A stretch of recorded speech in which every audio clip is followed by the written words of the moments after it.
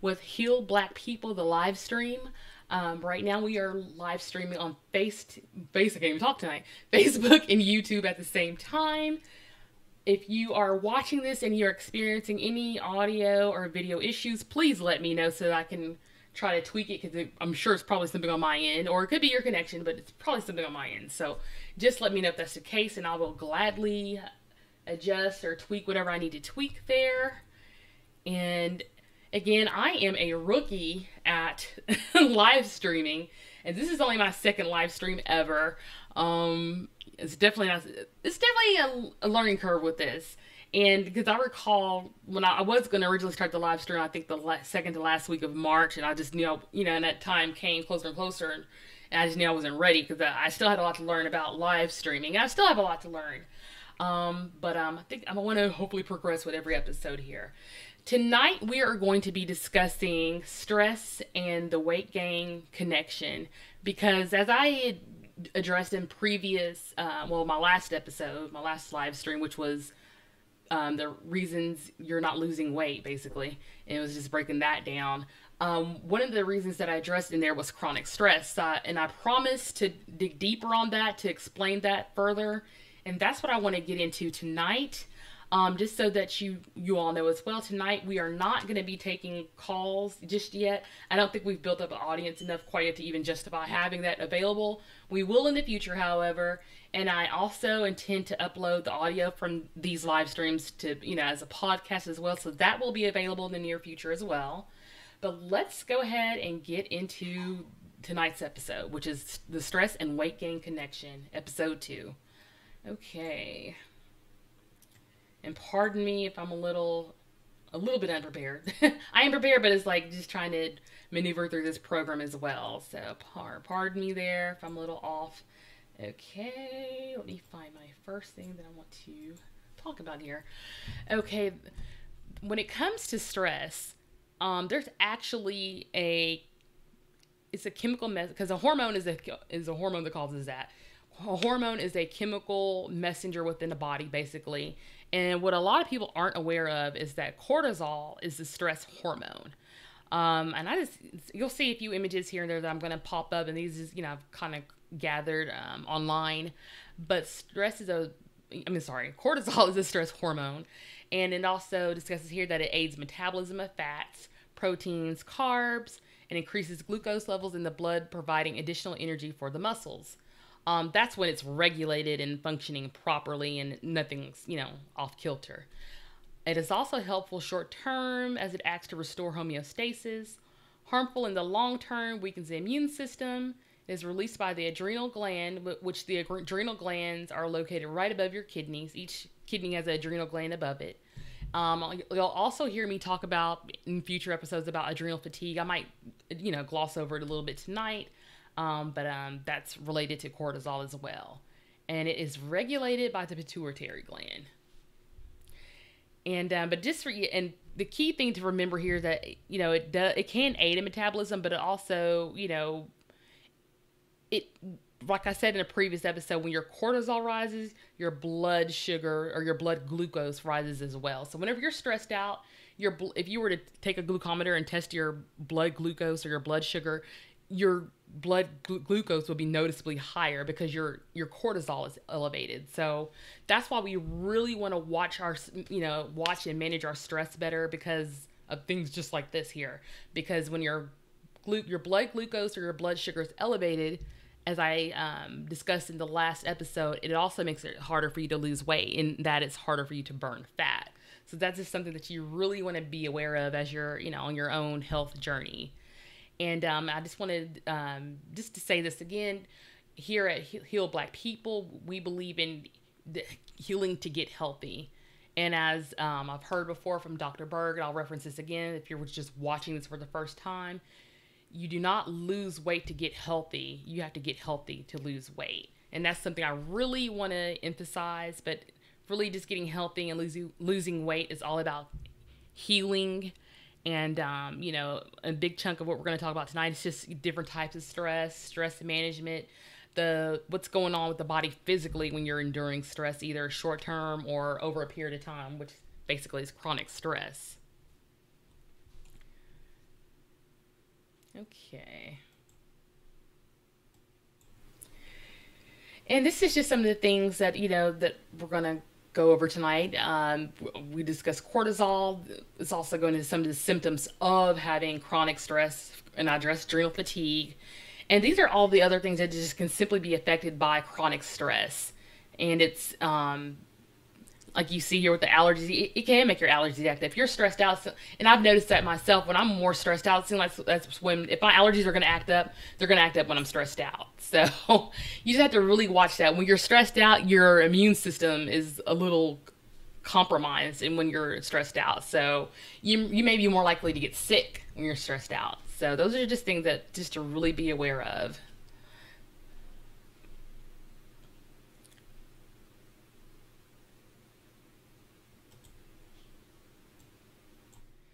And I thought this image was cute. And then it's asking what type of stress is attacking you. There's various types of stress. There's physical stress. And physical stress, that can be like simply in the form of exercising, which that's actually a good type of stress because, like, say if you're lifting weights, for instance, you want a certain amount of resistance there when you're lifting weights or doing strength and strength training, something like that. That's actually a good type of stress. Now, if you do it too much, or if you what they call overtrain, that's not a good thing. You want to do it within your physical capacity. You want to push yourself to a certain extent when you're working out, but not to the point where there's exertion or you're actually doing more harm than good. However, there's also a lot of bad forms of stress, and those include financial stress, digestive stress, chemical stress, relationship stress. We're going to touch on that tonight. Nutritional stress, job, and existential stress. All of these are huge. A lot of them are interconnected because I would think that if you're, and I just found this on the internet as well, because if you're stressed out financially, like say you're worried about how you're going to pay your bills, or if you're living beyond your means, like I've done before in the past, and you're like, oh my God, I've spent all this money on material things, but what do I have to show for it that's going to outlive me, or that I can pass on to my children? Things like that. And that's one aspect with Heal Black People, the live stream. One thing that I think is prevalent in the Black community, and let's be honest, is that a lot of us have it really bad about living beyond our means, because you can be making $100,000 a year, but if you have a mortgage, car payments, and your budget is you're making $100,000 a year, but you're basically spending, or your expenses total $150,000 a year. You're basically living paycheck to paycheck. Even though you should be living somewhat comfortably, you're basically living paycheck to paycheck. You can make any amount of money and still live from paycheck to paycheck if you're spending beyond your means. So I just think one aspect that I hope to, one aspect of this I really want people to pay attention to is financial stress, because that is a very big one in the Black community. And that's something that can also be, it can be prevented. I mean, you just need to live within your means. I've had to learn to do that. Like myself, right now I really want to get another car, because basically what happened to me like last school year, or no, actually it was the beginning of this school year, but last fall, my car broke down right before school started, and I had to get an emergency car because of that. And it definitely wasn't the car that I wanted. It's not a nice looking car. It's like the ugliest car ever, but it's okay because it gets me from point A to point B. And I really do want to get another car, but at the same time, I don't want a car payment. So it's like, because right now I don't think I'm in a position where I can really afford, a car payment, and on top of that I have to pay full coverage insurance. And this is just an example I'm throwing out there. So I'm like, let me just hold off on this. Put some money back. Wait till I'm in a better position, to actually take on a car payment, or or at least have more money to put towards a down payment to keep my payments lower. So just things like that. Digestive, that's basically when you're eating something that you may not have a tolerance for. Like, for instance, a lot of people are lactose intolerant. I've become lactose intolerant because I don't drink milk, cow's milk, very often, like once in a blue moon. So when I do like eat ice cream, for instance, my stomach will be messed up for days. And this happened to me here recently too. So I know what digestive stress is. It's not pleasant. Luckily, it didn't get too bad, but it was bad enough. So that's just like some, foods that your digestive stress is like maybe a food that you have an allergy or intolerance for. So that's just something to keep in mind. Chemical stress, that could be a lot of things. Just the toxins that we're exposed to on a day-to-day basis because we're breathing in chemicals and toxins. We're, even with our hair, if you're, especially with a lot of black women, so if you're using relaxer, your body is enduring chemical stress because a lot of hair relaxers, they have what they call, I believe they have phytoestrogens and other things in them that impact the body in a negative way. And some, a lot of beauty products specifically have phytoestrogens, which are bad. They're bad for they throw off your hormonal imbalance, basically. Endocrine disruptors, things like that. And relationships, oh, we talk about that one. Relationship stress. Like I said last week, you can even be in a great relationship and still have stress in that relationship. Yeah, I've been there, done that. So, yeah, you can definitely have it. And what's funny about relationship stress, you can sometimes, like, say if you're going through a breakup, for instance, or if you're like maybe you just haven't hit a rough spot in your marriage, it can make you want to eat more, or for sometimes it can make you want to eat less. I've experienced both. It was really weird, especially when I experienced the one where I wanted to eat less or barely wanted to eat at all. So, but you were going to get into that more. Nutritional, that's kind of similar to the digestive stress. That's kind of just related to more what you're putting in your body and how your body handles it, because everyone's body is different.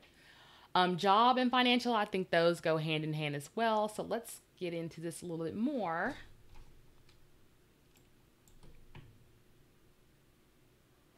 And just remember too, whenever we experience any of these, whenever you're experiencing stress, your cortisol elevates, it goes up. So just remember that as well as we're discussing this. Okay. Let me check in here. I haven't even, okay. And this here is discussing, this is from marksdailyapple.com. This is a great like holistic health website. And I just took a screenshot from their website and you can see the link in there as well. The health toll of financial stress. And over time, these stress justified bad habits are likely to create their own slew of health problems, the most common of which is weight gain. And it's going on to discuss a study of people that, were experiencing financial stress and everything there, and how they were more likely to eat junk food when they're stressed out versus eating something that's more healthy.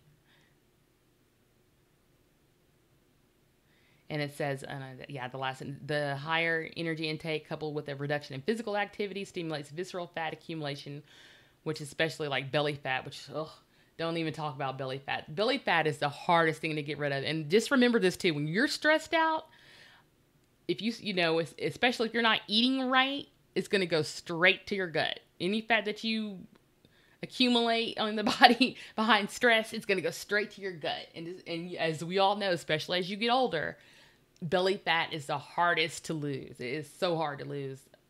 And like you can do all the target training exercise in the world to try to, get some kind of abs or strengthen your core. And if you're not eating right or if you're stressed out, it's going to be an uphill battle. Trust me, I know. And it also mentions here that perhaps most famously, higher levels of stress, both acute and chronic, have been associated with impaired cardiovascular health and life-threatening complications. So yes, I mean, you've heard about people stressing out to the point that they've had a heart attack or had a stroke. And none of us want that to happen to us. But you can also stress yourself out to the point where you may, over time become insulin resistant. Other things can happen. Or beyond the path to becoming diabetic, because again, whenever cortisol rises, your blood glucose or blood sugar elevates as well. So you have to just really, I really want to drive that point home too. So you really, really have to learn how to manage stress, which we're going to touch on that as well before the end of this live stream. But I just want to really break down because I think people, and I thought this too, I think most people think that stress only affects them emotionally, but stress also affects you physically. So, and like I said, there's a stress hormone. I mean, it has to affect you physically. Anytime that's off kilter, or if it's being released or elevated at the time it shouldn't be, cortisol can even affect your sleep. because cortisol is what actually wakes you up in the morning, which we're going to discuss sleep in another live stream. But yeah, cortisol even affects your sleep. So as you're getting sleepy and preparing for bed at night, your cortisol, it decreases. And it should stay in that state, and as you're getting close to waking up in the morning, which hopefully you're waking up in the morning, it gradually elevates. So as you're going to sleep, your cortisol decreases. As you're waking up, it increases. But sometimes if you're stressed out, and other factors can affect this as well. If you're stressed out, your cortisol can elevate at the wrong hour. Like instead of elevating when it gets closer to 5 or 6 a.m. when you wake up in the morning to get prepared for work, it's elevating at 3 a.m. and you're up at 3 a.m. in the morning or in the middle of the night. So, and that's not good. And that's one of the first signs of adrenal fatigue as well, which like I said before, adrenal fatigue, it's a manifestation of chronic stress basically. And, I have adrenal fatigue as well. That's not something you want to deal with because, well, the thing is what happens with adrenal fatigue, it's hard to identify it because it looks like so many other things. But we'll get into that in another episode. I don't want to get too far into that one tonight. Okay, but that's just going on financial stress. And here's another big one here. Oh my goodness. So we're going to... Okay. And this discusses this article from Psychology Today. And I'm not sure why. Let's see here. There's actually another image before this, but that's okay. But this article is discussing how your relationship can actually cause you to gain weight as well. And it's just talking about here, what are possible routes from bad relationship to continued weight gain? One way is through the psychological effect of constant stress on bodily systems that can make people more likely to gain weight. Being chronically unhappy in your closest relationship can also cause you to feel more negatively about your life in general, which can lead you to feel depressed and overwhelmed. I'm sure many of you, especially the ladies, can relate to this if you've, experienced a breakup, especially if it was a really bad breakup at any point in time in your life and how that made you feel. And I know for me, back in what year was it? It was many, many, many years ago. I want to say 2009, I think it was 2010. I had myself experienced it was like the worst breakup ever in my life. And at that time, it was just, and I was trying to do everything. I was trying to really stay positive at that time, just trying to do what I could, surround myself with positive people. But it was a devastating breakup. And it was so bad Tyler Perry couldn't wrote it. Y'all, and some of y'all that are Tyler Perry fans, Tyler Perry didn't have shit on this, basically. But that being said, I remember after this breakup, I was working out. I was trying to watch what I eat, everything. And I could not lose weight for the life of me. I was even and I know at that time too, I was even watching what I was eating. And that's when I realized, and I was, that's when I turned 30, 31, somewhere in there. And that's when I realized, I'm doing the same stuff I was doing before to lose weight in the past, but it's no longer working. And I thought it was my thyroid because I do have a thyroid condition, but I was taking medication at that time. So I'm like, what the hell is going on with my body? Why am I not losing weight? And at that time, I didn't make the connection that because I was so stressed out, my cortisol was probably elevated all the time and not allowing me to lose weight. And that's the thing too. When you're stressed out, even when you're eating right and exercising, doing the things that you know that you should be doing, if you're stressed out and it's affecting you physically to where your blood sugar is elevated, your cortisol is elevated, it also raises blood pressure, all of those things are happening with your body. It's going to be, again, an uphill battle as far as trying to lose weight. And going back to the article here, it's also possible that people who are in an unhappy relationship are less likely to feel like exercising. That's true too, which would then place them at risk of becoming obese. And if you're gaining weight but don't know why, the findings from this important study suggest that you might want to take the pulse on your relationship. It's not a matter of love or even sex that causes the need to let out your belt when things aren't going well. So yeah, it's just, my thing is always being mindful of what's going on in your life, period. Especially in your relationship. If you're like, say if you're in a relationship and you're not happy with how it's going or how it's progressing, you need to really address that. I know for me, and going back to my this relationship that was many many years ago, I can talk about it now and be fine because I can honestly say I'm healed, definitely healed from it now. But yeah, I mean, I remember that time. Just it was, but when I wasn't trying to do something to distract or take my attention away from the devastation of it all. I was just, I would be in the bed crying. I would, I wasn't I was moody. I was moody during that time. I was moody and just angry. And yeah, it was a difficult time. Like I said, I never made the connection, and I wasn't sleeping well during that time either. So, a combination of me not sleeping well, being stressed out all the time. Yeah, I see. And then already, I do have, and I already have a thyroid condition too, so that didn't help things. I'm not saying that was the center of the reason why I wasn't gaining weight. I mean, sorry, wasn't losing weight, but that didn't help, my cause anymore. So, but yeah, I definitely remember that. But I just had I been able to make the connection back then and had the knowledge then that I have now, I probably could have turned that around and possibly not even, still be trying to lose weight now. But I'm just glad that I did. At least I did discover that knowledge and that truth that, yeah, probably because you were stressing out so much about a failed relationship, that's why you weren't able to lose weight like you were, like you wanted to. Well, talking to me. But yeah, that's pretty deep. So if you're going through any kind of relationship stress, talk to your partner, and hopefully you have a partner that you can easily talk to and communicate with about what's going on, what may be bothering you in the relationship. You can, like I say, you don't have to even be in a bad relationship. You can be in a great relationship and just be hitting a rough patch. But yeah, talk to your partner about that.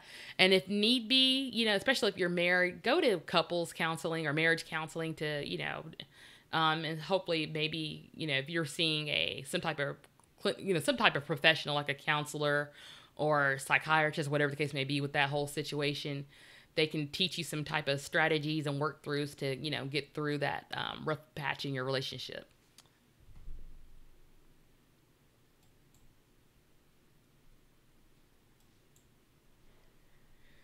Okay.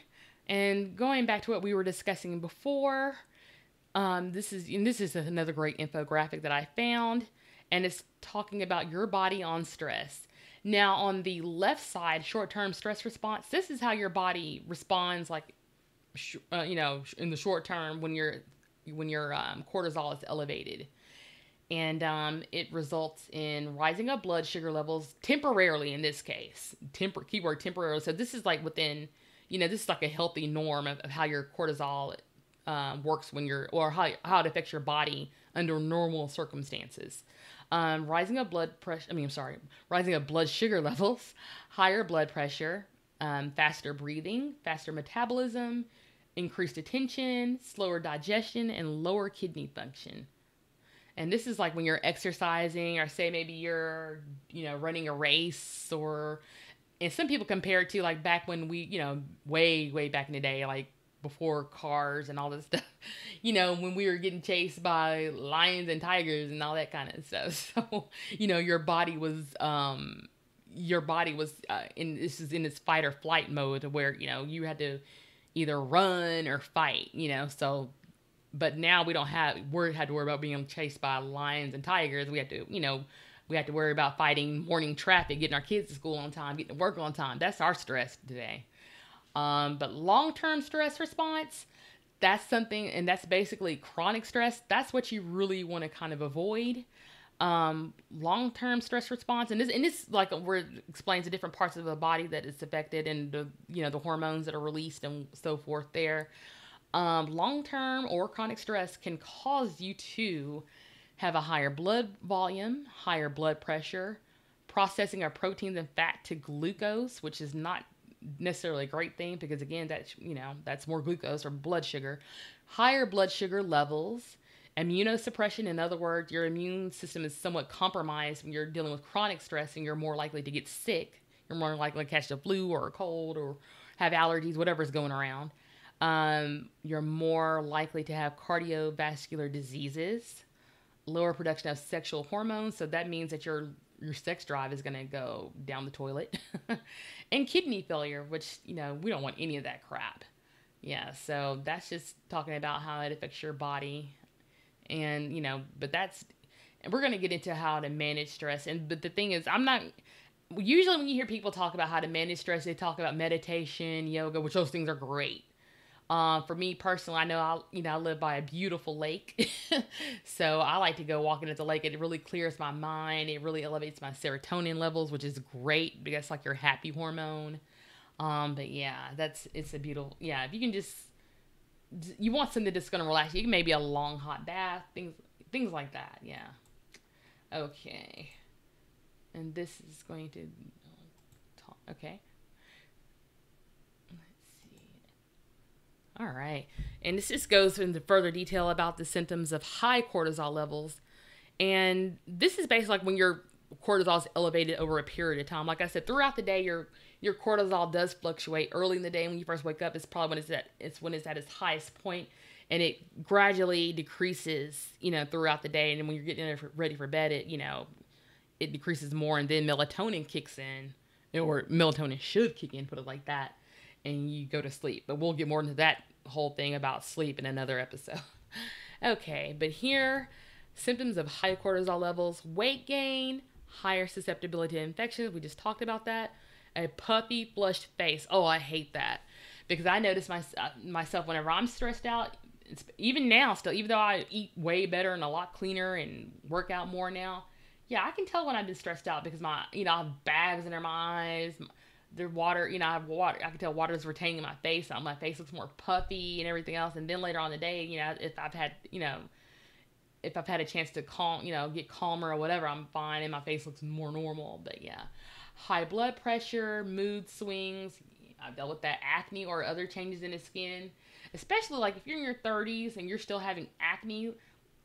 Consider, am I managing stress well? What am I doing to manage this? Or what in my life is triggering me to be stressed out? Think about those things.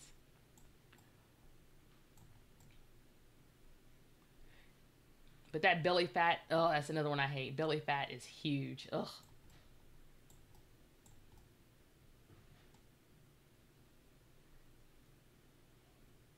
I think I could deal with everything else if I didn't have to worry about belly fat when it comes to um, stress.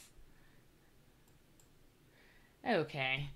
It also causes increase in anxiety. Increased anxiety is just going to keep your cortisol elevated even more. So just a vicious cycle of the more anxious or even depressed you are, the more cortisol is going to be, the more your cortisol is going to be elevated and stay in that state. So it's not good to do that because your cortisol is again released by your adrenal glands, and after a period of time, if you stay in that state where you're just constantly releasing cortisol, your cortisol is constantly elevated, and also when your cortisol is elevated, you're also releasing your adrenal glands are releasing adrenaline, and if you just constantly keep on giving off those hormones and they're out of whack, for over a period of time, eventually you're going to experience what they call adrenal fatigue, or adrenal burnout, or adrenal dysfunction. There's several different terms for it, but you don't want to go to that place. I'm coming out of that myself. Adrenal fatigue is not fun. It also makes it harder for you to lose weight. It affects your sleep. You don't want to go there. But at the same time, many of us may already be experiencing adrenal fatigue and not know it, because many of us are already at various stages of adrenal fatigue and just don't know it. So that's another thing to be aware of. Let's see. Also, higher risk of bone fractures and osteoporosis. Let's see, fatigue and poor sleep. Oh yeah, it really does. I experience that as well. And have you ever noticed that whenever you're stressed out, especially if you start off your day stressed out, you get tired more quickly? That's another thing. I've noticed that, especially here recently. But yeah, if you start out, having a bad day, it just seems like the rest of the day just kind of goes downhill from there. You're like, oh, I'm tired. It wears you out physically, literally. Okay, muscles, aches, and pains, increased urination, changes in libido or sex drive, irregular periods, and fertility problems, and excessive thirst. And I've experienced that too. Whenever, like, with your menstrual cycle, yeah, you can be so stressed out that it will actually make your period start late, and that's not fun either. So, and then like, especially if you're sexually active and your period, is not starting on time, you may, that's going to increase your anxiety, and then your cortisol is going to stay even more elevated. So that's not cool either. Nobody likes to experience that. So that's just more of a reason to learn how to better manage your stress. Okay, let me go back to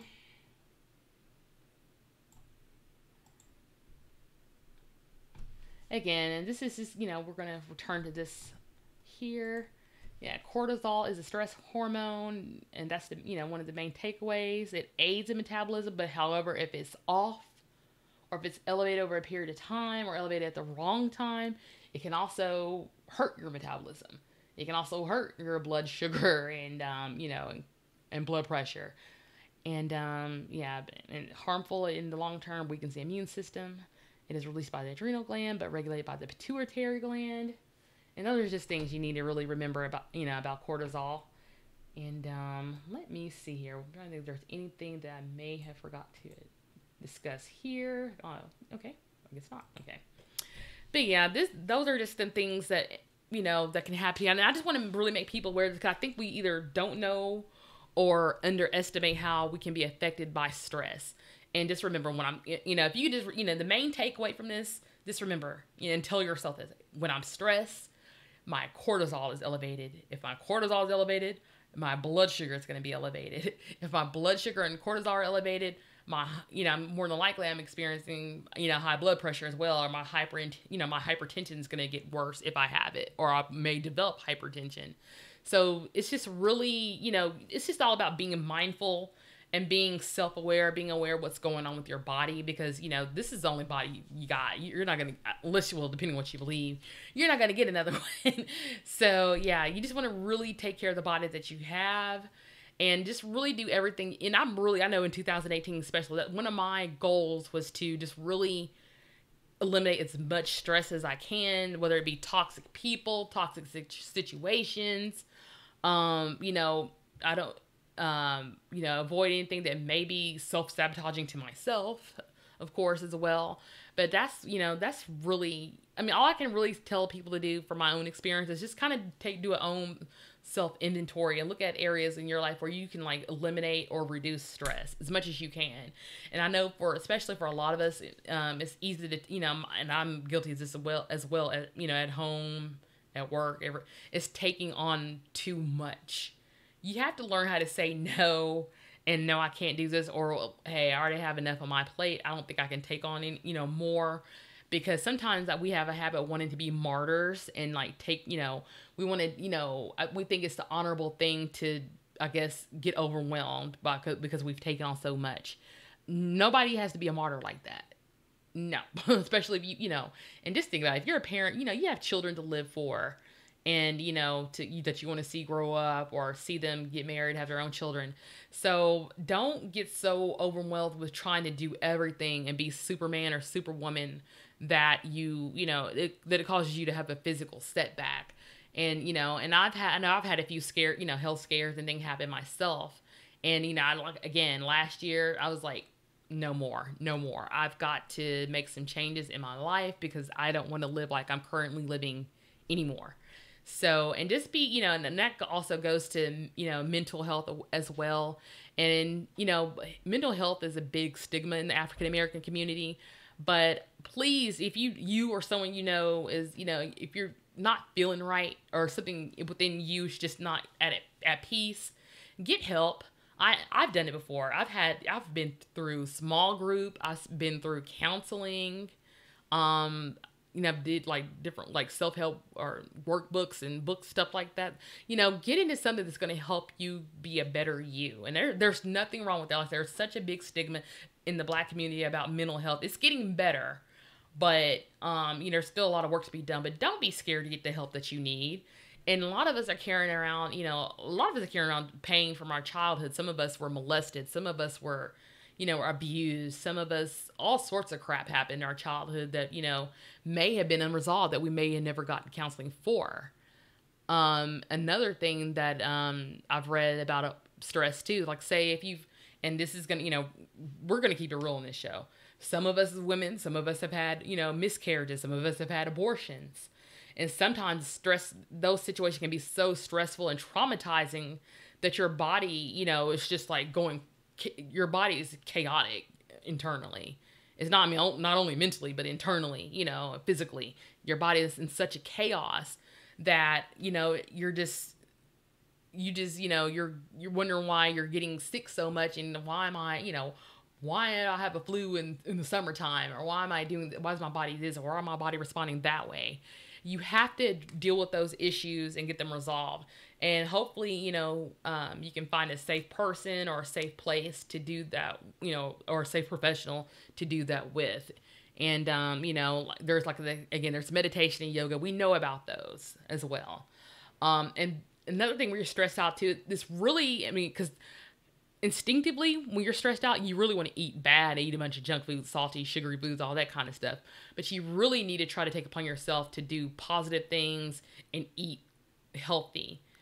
And not, because when you're eating junk food, that's a self-destructive behavior. If you're eating junk food and you know this is bad for you, that's a self-destructive behavior when you're upset. Now, if you're at a party, a birthday party, a wedding, you have some wedding cake. I'm not talking about that. But when you're emotionally eating, you're eating from a place of hurt. That is a self-destructive behavior. That's no different than, taking a puff on a crack pipe or something, or snorting a line of Coke.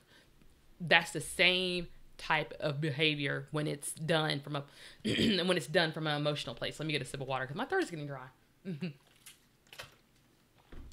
But that's what you don't want to do. And some things that have worked for me, because I discovered last year that I, again, had adrenal fatigue, and I'll go into this more in another episode. But there are supplements, or herbs, I should say, herbal supplements that you can take if you are experiencing adrenal fatigue. And I think I kind of touched on this a little bit in the last episode, but they're called adaptogens or adaptogenic herbs. These include rhodiola rosacea, schizandra, ashwagandha. What other ones are there? Licorice even. There's several different adaptogenic herbs, and what they do, they help your body to endure stress better, or handle stress better on a physical level. And they can even, help your emotional well-being to where you're more, I guess you're more calmer and tranquil when when you ingest these herbs. One of them that has been a game changer for me, and this is one that I was about to talk about in the last video that I didn't get to, is Rhodiola rosea. And this is the one, I had it on the wrong side here. Right here, I don't know if you can see the letters there, but it's I can't even say it now. Rhodiola rosea. And this is the brand that I take. I'll provide a link to the to where you can purchase this online as well if you're interested. And I'm not trying to push supplements, but if I just say rhodiola and you don't know what brand actually works well or has at least worked well for me, how am I helping you?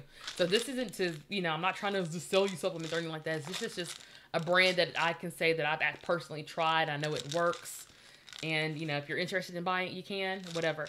But this is what you call an adaptogenic herb.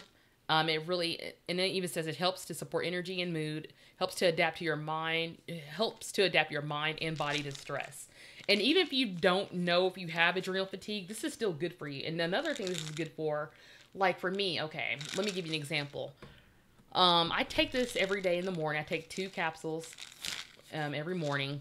And I get through I can get through the day. Like, as soon as I get to work, it feels like I can get through the day better without missing a beat, or not as many beats. It doesn't feel like I'm just dragging through my day. This really keeps me upbeat, keeps me energetic, keeps my mind, sharp and everything, because it helps, give you an energy boost. And you can even take it before, say you're going to do some cardio, go walking at the park, or for a run, or on the treadmill, whatever the case may be. You can take this, and you will just feel like you have so much more energy.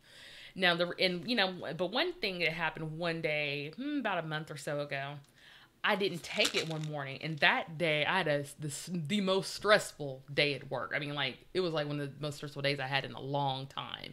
So I was like, but it was so stressful. I was in a hurry that morning, and I forgot to take this.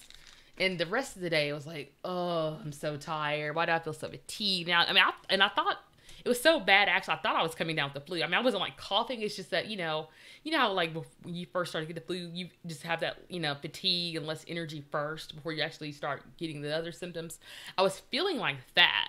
And I was scared that I was actually getting the flu. I'm like, why am I feeling like this? I feel so bad. And like, I remember even going to the gym that night, and, I usually do 5 miles on the treadmill. Well, I started breaking out to the sweat, and I could barely finish 2 miles on the treadmill. And that's so not typical for me because, like I said, usually I do 5. But I was just so out of it. And, it bothered me for a few days. Like, what did I do differently? Why did I feel that way? Because there wasn't anything else going on really that I could pinpoint why I felt so badly. But then I thought about, you know what? I didn't take my rhodiola that morning. And, it's one of those things you may not notice how much, your body responds to it in a positive way when you're, when everything's going great. But if you have a stressful day and, you know how great you feel when you're taking it. But if you have a stressful day and forget to take it, oh my goodness, you just feel like you've been hit by a truck. At least I did. I felt horrible. And, but yeah, I mean, even if you were to, and I'm not saying your body becomes dependent on or anything like that, I'm just saying that it makes your body and your mind deal with stress so much better. Because that day I was like, I like came home and, moved around a little bit, tried to work out. And then since I finished those 2 miles and was just out of it, I went to bed. I just went straight to bed. But, this is one of many, like I said, rhodiola, ashwagandha, licorice, Schizandra, Eleuthero, that's another one. And a lot of them can be taken together, and there's even formulas. Usually they're going to be, if you get a herbal supplement, if you don't buy them individually like this, they're usually going to be called, they're usually going to have some name like stress-free or adrenal formula or stress formula. Usually if you buy a supplement, it's going to have that type of name, and that'll let you know that it probably has adaptogenic herbs in it. And please, don't take this information, that I'm saying at face value. Do the research yourself. Just Google adaptogens or adaptogenic herbs, and you'll find all this information that I'm telling you about tonight, basically. And, but that's the conclusion of tonight's episode. I don't want to ramble. I'm really trying to keep this live stream under an hour, and I need to start on time next time too. But I hope that you were able to get something out of this episode. And just remember, if the main takeaway from this is that stress can impact your weight and cause you to gain weight, even if you're, if you are so-called eating right and trying to exercise right, just be more self-aware and mindful of how it may be affecting you. Journaling is great. Talking to someone is great. Just be aware more than anything. But I am going to sign out. I hope you got something out of this episode and were able to learn from it. And peace. And I will see you all next Tuesday, 8 p.m. Hopefully 8 p.m. sharp, Central Time, 9 p.m. Eastern Time. I don't know what time it is for the West Coast, but you get the message. Okay. All right. Peace.